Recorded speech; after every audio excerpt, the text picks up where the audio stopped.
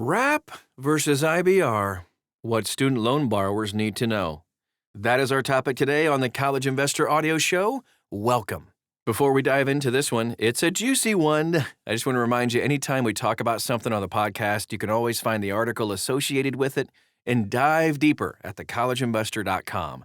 We would also love to get to know you, help you along if you have questions or comments. Just like, follow, subscribe, all the things. Look for the College Investor on social media, and you will find us, most likely. All right, let's get to it. The final version of the One Big Beautiful Bill is going to reshape the future of student loan repayment as we know it. Starting July 1st, 2026, all new federal student loan borrowers will only have two options: the revised standard plan or the newly introduced repayment assistance plan, RAP. For current borrowers, the transition comes between 26 and 28, when legacy plans like Save, Pay, ICR, all that kind of stuff is going to be phased out, and borrowers will be forced to move into either RAP or IBR. The RAP plan calculates monthly payments on a sliding scale from 1% to 10% of adjusted gross income. A key feature is that unpaid interest is forgiven, and a $50 monthly principal match helps chip away at the balance. Loans are forgiven after 30 years of payments. Bang! Pretty simple. IBR, the other remaining option for existing borrowers, retains most of the features of old and new IBR, depending on loan origination date.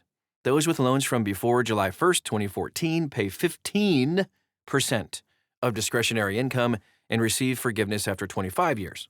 Borrowers with loans after July 1st, 2014 pay 10% of discretionary income with forgiveness after 20 years. Discretionary income is defined as earnings above 150% of the poverty level. So here's what you need to know, borrowers. Borrowers with existing loans have time to evaluate which one makes more sense. However, between July 1st of 26 and 28, everyone on legacy income-driven plans will need to transition to either RAP or IBR. The law requires that all loans eligible for income-based repayment be paid under the same plan, though exceptions remain for those loans like Parent Plus. RAP can offer more flexibility on monthly payment amounts, especially for borrowers with kids. IBR remains more familiar to current borrowers and offers slightly faster forgiveness for some, especially those with moderate incomes. You can see our repayment assistance plan calculator, and you can see your IBR payment on our regular student loan calculator at thecollegeinvestor.com.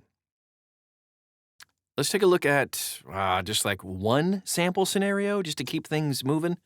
IBR versus RAP. Okay, so to better understand the differences between RAP and IBR, consider three typical borrower profiles. We're assuming the borrowers will all have $40K in student loans and live in the lower 48 states. Number one, single borrower, $50K income, no kids. Their IBR would be $228 a month, flat. Their RAP would be $167 a month. In this scenario, the RAP plan offers a lower monthly payment.